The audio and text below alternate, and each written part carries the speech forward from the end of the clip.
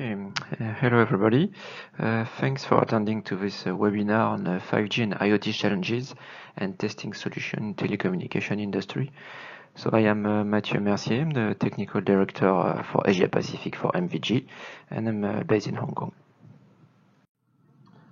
So first we are going to talk about Internet of Things, how it is different from the regular Internet, what enables IoT now, and what kind of IoT protocols we need to use. Then we'll see how to master wireless connectivity for IoT, so see the challenges specific to IoT and how to test them. And we'll see some examples of testing of different IoT devices.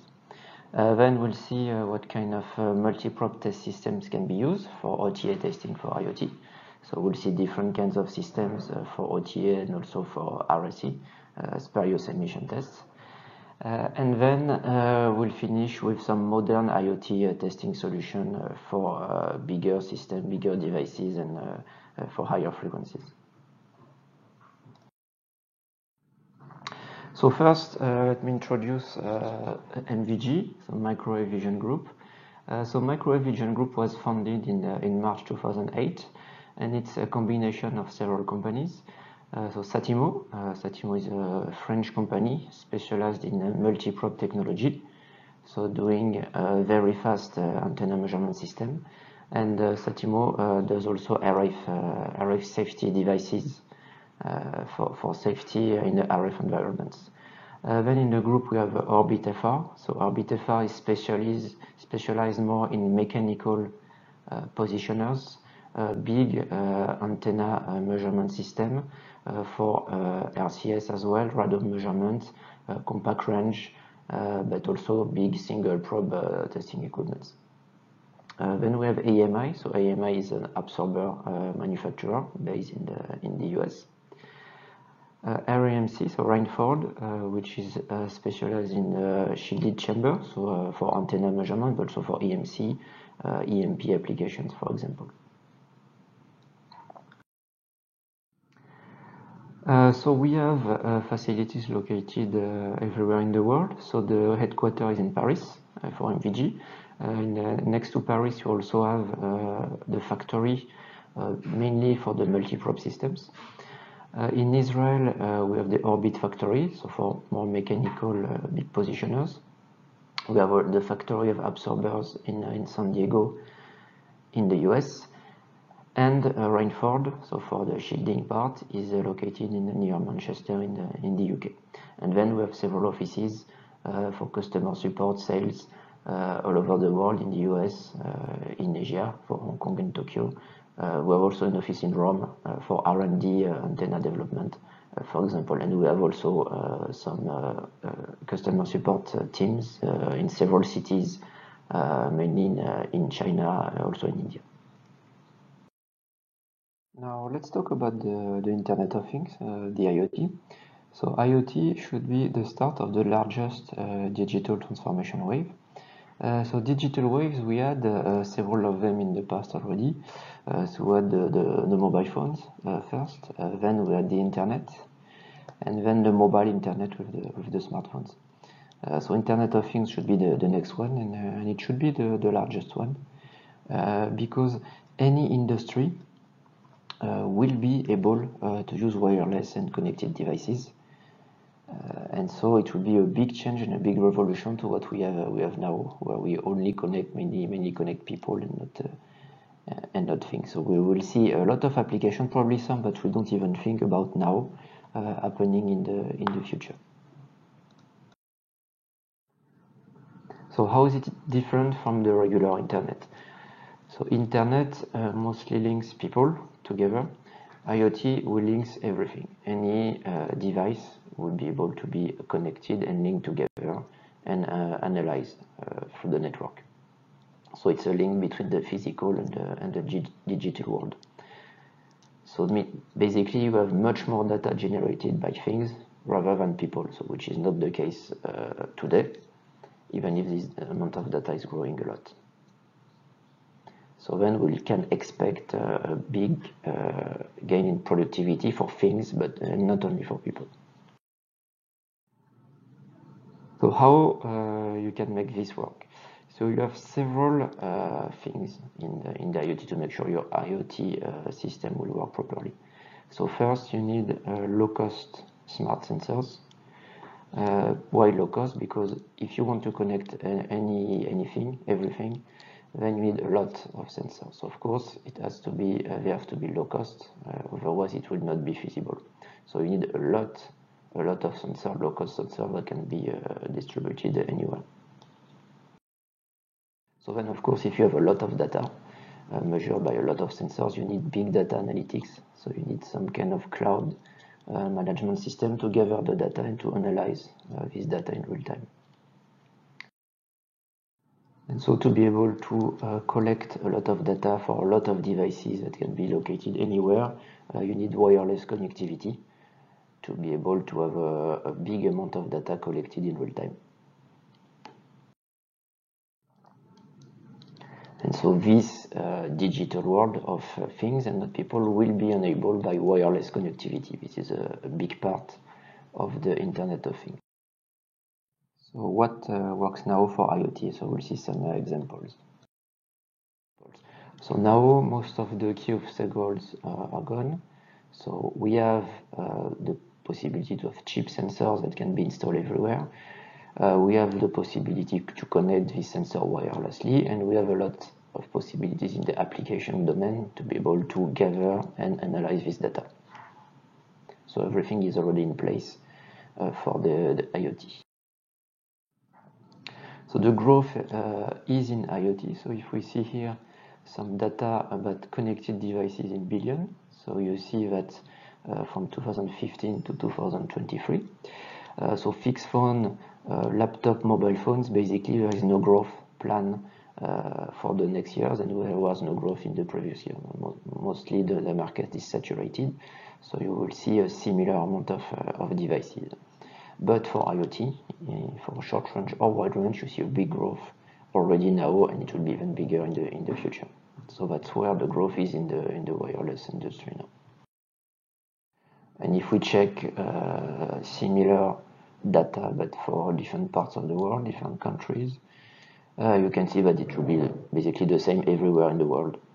So of course, for Asia, for example, China, more people, so you have even more devices connected, but anywhere in the world you will see the same kind of growth, mainly for IoT, for different kinds, short range, cellular, wide area IoT, all of them will grow quite a lot in the next years. So now let's see the IoT protocols, because we have seen that IoT is different from the regular internet. So protocols will also have a difference with the protocols used now for mobile phones, for example. So what do you need for an IoT protocol? So IoT, usually they don't have a lot to say, just a few data, not a lot of data to be transmitted. It has to be cheap. See, we have a lot of sensors, so everything has to be cheap. Has to require very little power, because if you have devices in places difficult to access, you don't want to go to change the batteries, especially if you have thousands and thousands of devices, so little power used. Long range coverage, you need to cover as many devices as possible to have a cheap protocol and network implementation. Wide span of devices and large number of device models. So IoT will be used for a lot of different kinds of things and applications. So you want to be the protocol to be compatible with very different kinds of devices. So usually when you design a protocol for wireless industry, it's a trade-off between different things. So between device performance, network performance, and business performance. So in the device performance, you have the range, power consumptions, and data transfer speed. So for IoT, range should be big, power consumption very low, and data transfer speed should be low as well. Network performance, latency. Usually latency for Internet of Things shouldn't be too much important, depending on the application. Mobility also depends on the application. Most of the sensor will be not mobile, fixed somewhere, but you can have some application with mobile devices. And then device density, this is important. You may need to have a lot of devices. Business performance, so cost has to be low. Technology lifespan, it has to last a long time, because if you install a sensor somewhere difficult to access, then you want to keep it like this probably for at least 10 years.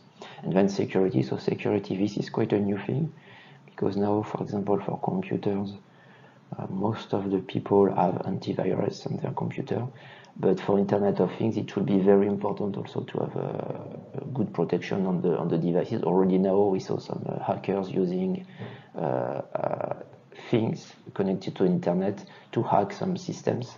So it is very important to make sure the security will be very well managed for Internet of Things, especially if you have a lot of devices to be connected. So already now, so we have some already protocols working that for some devices that can be used for IoT. If you look at the speed so on the left and the range, you see that so you have NFC, so for low range and relatively low speed, Zigbee, so which is IoT for mid range and low speed. We have some Wi-Fi, Bluetooth for medium to high speed and medium range. And then for cellular protocols like LTE, you have quite high speed and long range. We can see that we have a gap here for low speed and long range protocols. And so this gap is already filled with some protocols like LoRa, Sigfox, for example, which are dedicated to IoT testing. And then you have some cellular-based protocol like LTE category M and NB-IoT. And then you will have also 5G, which a big part of 5G should be dedicated to IoT.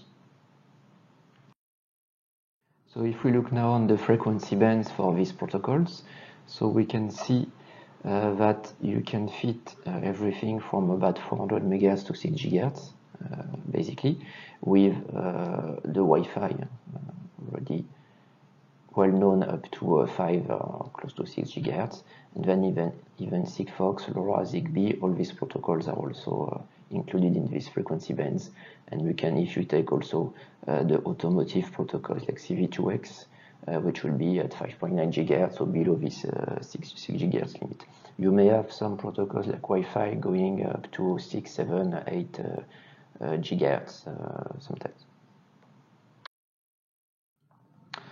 So now we'll see what to do to master wireless connectivity for IoT.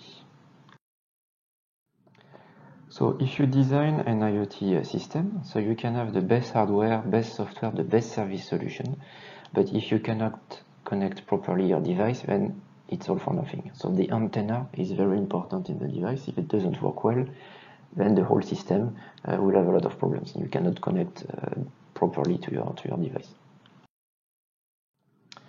And this has to be checked from the beginning, because if you check here your production cycle, life cycle of your product, if you start from the concept to the production and then to the market, if you detect an error, from the beginning in R&D, it's quite easy to modify the design. It's what you do in R&D. You test different designs and you choose the best one. But if you find you have an error, for example, in your antenna, during the production or in the market, that it will cost you a lot of money to solve this problem and to replace all the defective devices. So it's important to test from the beginning that everything works well with the antenna around your IoT device. But what about when using certified modules? So of course for IoT you can design everything. So your device, your antenna, module, everything, but you can also buy a pre-certified module that already have been fully tested, usually, for antennas and everything. And so you may think that, okay, if it has been tested before, then I don't need to test again. But depending on where you put your module, what kind of object it will be installed on, then you may have different problems, because if you have some big IoT device, especially metallic device with some metallic parts, then the antenna may work not so well, even if the module alone works very well. So then it's important in IoT to test the module alone, but also the module on the devices, and the same way it will be used after in the real life of the device. And so that's why it's very important to test everything, the antennas, per-use emission, on the fully finished product at the end. So we've seen a lot of details about IoT. Now let's see how to successfully do OTA testing for IoT. So there are different categories of IoT and different problems that can arise when you want to test the IoT. So it can be wearables, so IoT, for example, on clothes, on a smartwatch, and these kind of things. You can have IoTs on sensors, which usually are relatively small, and also machine type IoT, so then you can have IoT on big devices, for example, here a fridge, and we'll have more and more even big devices connected like this. So each of these different kinds of IoT will bring different problems and different needs in terms of testing. So if you want to test the real solution at the end, what you should do, as we've seen before, so you may need different test systems depending on what you want to test. If you do very small sensors or only IoT modules, a small measurement system should be enough to test the devices alone.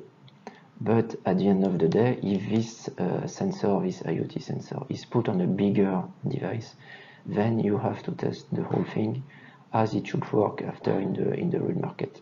So for example, you can see here on the right, it's a spacesuit, so tested in one of our systems in the US.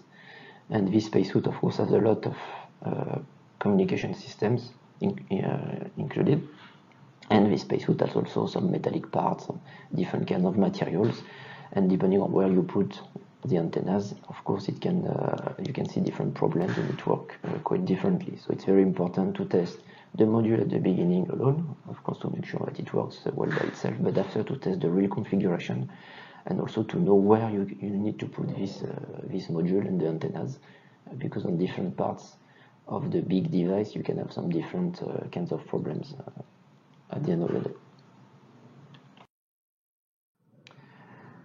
So testing on the real situation, if you use wearables, so smartwatch, or even in that example it's for mobile phones, but it's same on the wearables, so it's good to test them alone, but it's very important to test with the whole body, because as you should know, the body absorbs the microwave energy, so the body has a big effect on how your system will work. So here we have an example around 10 years ago about some companies having some problem with their antennas when used by a real person. So when the antenna was tested alone in free space, you didn't see any problem. When the people were touching the phone, then the antenna was not working properly.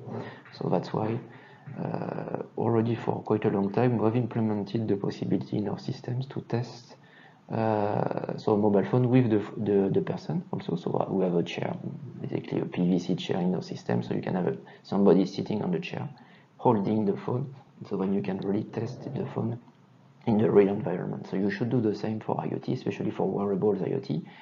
You can use probably some phantoms also to simulate the body, but it's still good to do some tests with real people so that you can also change the position of the hand, the head, the body, and see the effect on what you get at the end.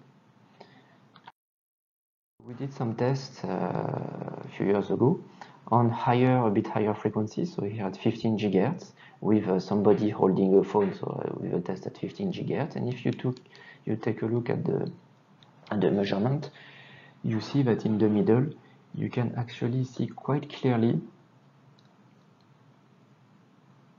You can see here actually quite clearly the shape of the body, so when you measure from the other side of the body, from the phone. And so you can see that if you try to connect the phone directly, you have a good performance, no problem, but if you try to connect the phone on the other side of somebody's body, you will lose a lot of power. Probably you may lose the connection. So you can see here that the body effect is very important. It's even more important in higher frequencies. So this is an example showing that testing with a real person, in this case, is very important to detect some problem and try to solve this problem later.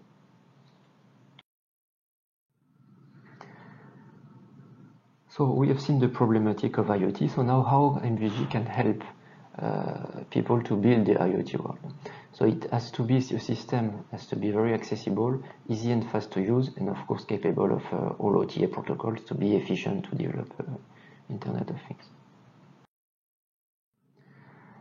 So here we can see some examples of systems that we can provide with different sizes of systems depending on the applications.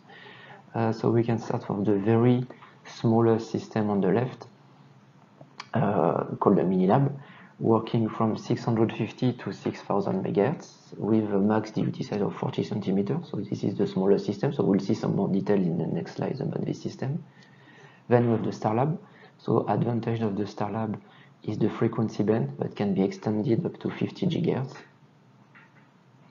And then to test bigger devices, you see the whole machine type. You can have SG24 with size going up to about 1.8 meter, and even bigger systems, SG64 going higher than 2.5 meter.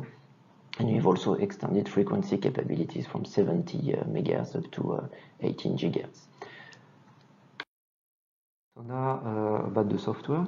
So we have seen some examples of systems, so we'll see more details about these systems later. But then we have common software capabilities. So the same software is used for any kind of system, big, small. So this software it's called Wave Studio. It's very user-friendly and intuitive interface. So you see some examples here of measurements. Of course, you can check different cuts, 3D patterns, TRP, TIS, common features.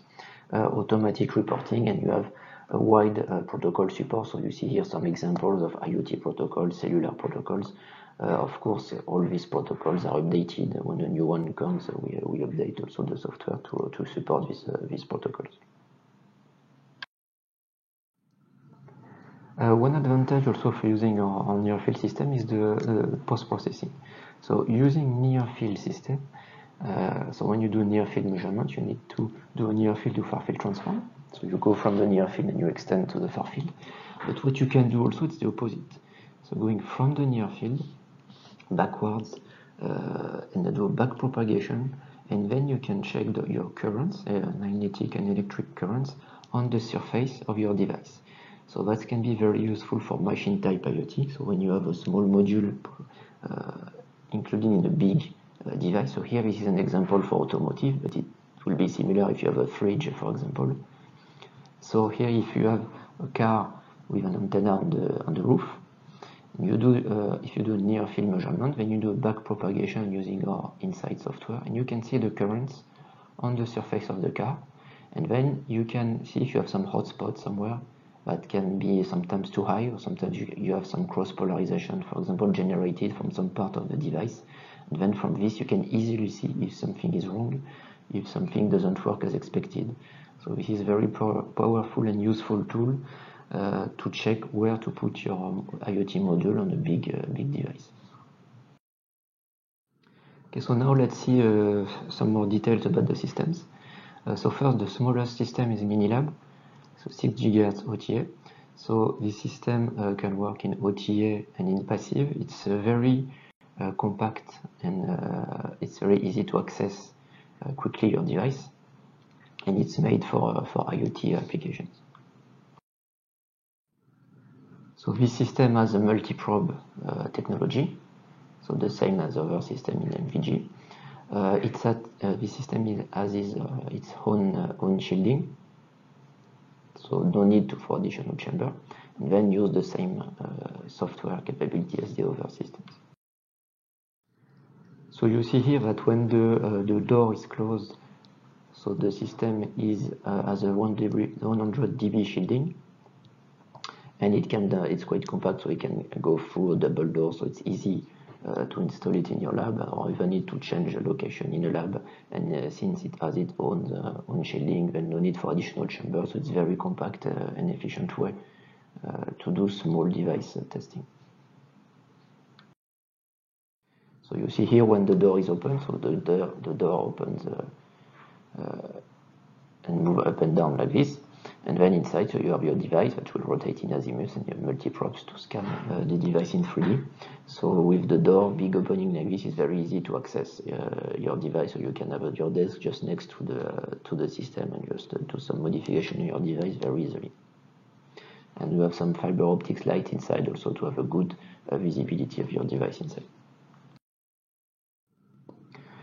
So this system can do passive measurement, OTA of course, but we have also some RSE capability. So RSE is radiated spurious emission. So radiated spurious emission, so this is a common test that actually has to be done, and usually it's done in an EMC chamber.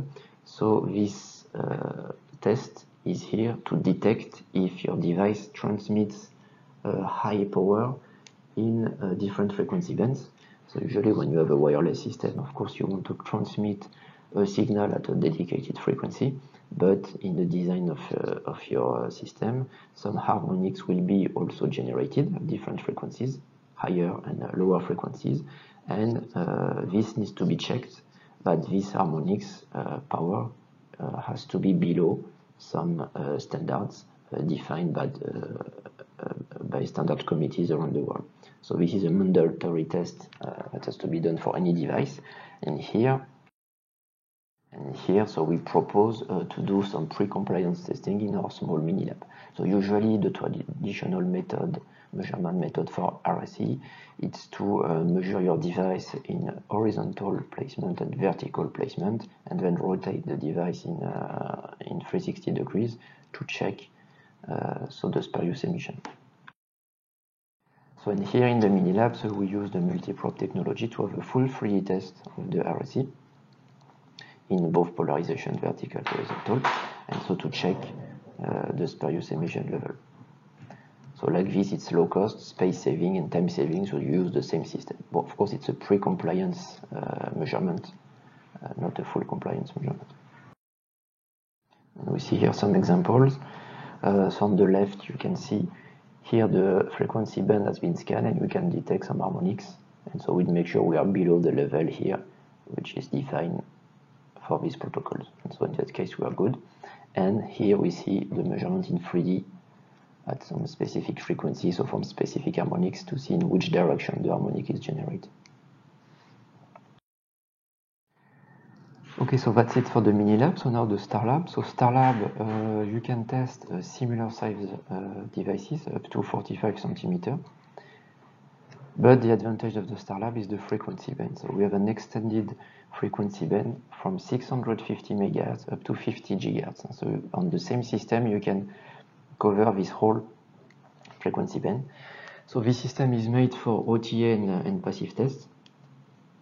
It has the oversampling capability, which allow to measure devices up to 35 centimeters even at 50 gigahertz.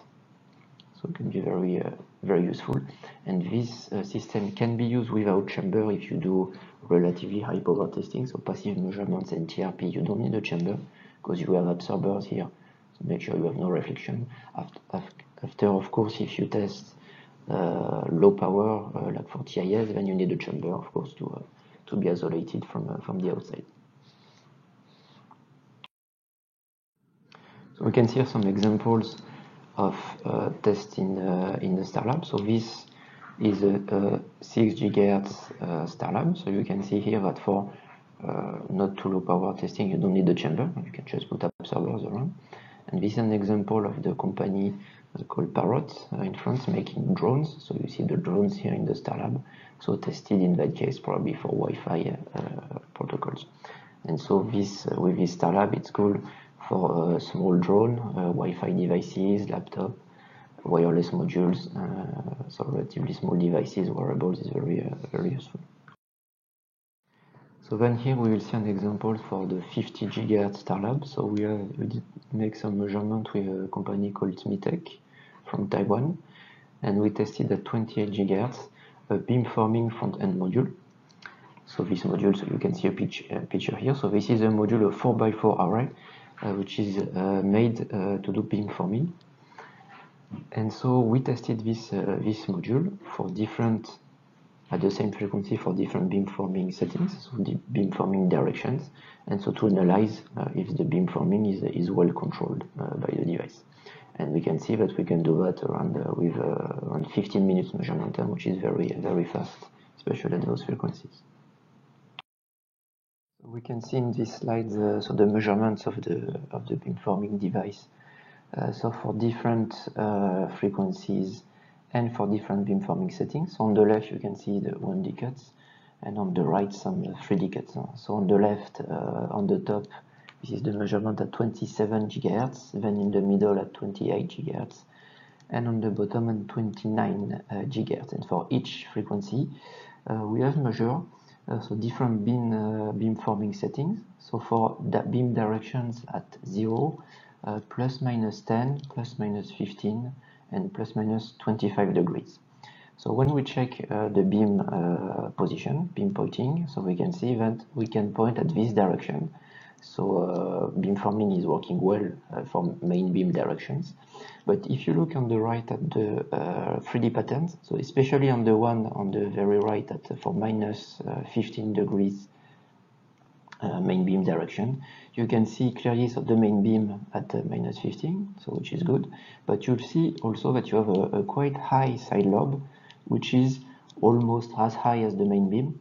So this is not really what you should have and what you expect.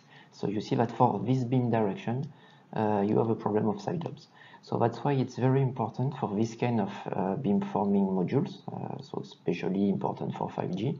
It will be important to test every beam setting in 3D to make sure that the main beam is good, but also you don't have problems with back lobe or side lobes. And so you will need to do a lot of 3D measurements. And that's why it will be very important to have a fast system to do a lot of full 3D measurement for all your beamforming settings. So that's why the StarLab is quite efficient and good for these kind of applications. So now let's talk about HG24. So this is a bigger system than the StarLab.